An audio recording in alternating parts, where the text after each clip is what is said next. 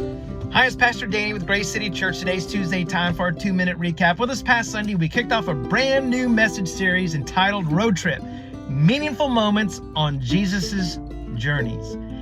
And most biblical scholars believe that Jesus in his 3 years of ministry traveled some 3,000 miles. Wow. Yes, Jesus definitely got his steps in. And so what happened on those journeys? What happened on those road trips? So we're going to take the next 6 weeks and talk about some of the most amazing people that Jesus encountered and some of the most amazing things that happened. And I believe that some of these road trips, some of these journeys, you're on right now as well. So this past Sunday, it was a great kickoff to this series. We talked about Jesus's first road trip and where did God lead Jesus on his first journey? Into the wilderness. Why would God lead his son into the wilderness? Well, because we need to understand how to handle temptation. And that's what Jesus encountered right off the bat. And so the way that Jesus handled temptation is the same way we must do it as well.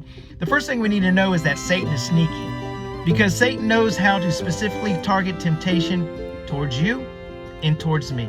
Your temptation can be completely different than mine, and my temptation can be completely different from yours. And Satan specifically targeted Jesus with certain temptation.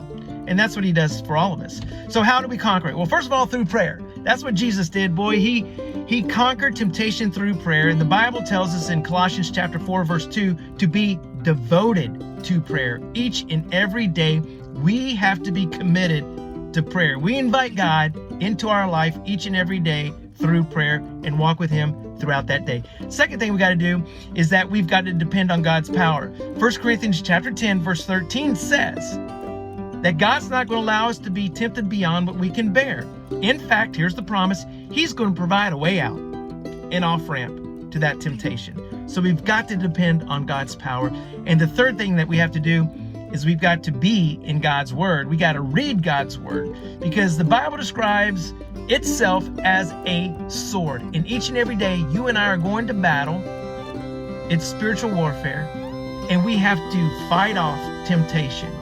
And when we get into God's word, we understand God's promises and we gain God's strength. We hope that you'll join us this Sunday at 9:30 in the morning at Tarpon Springs Middle School. That's where we gather as we continue this road trip with Jesus through the Gospel of Luke.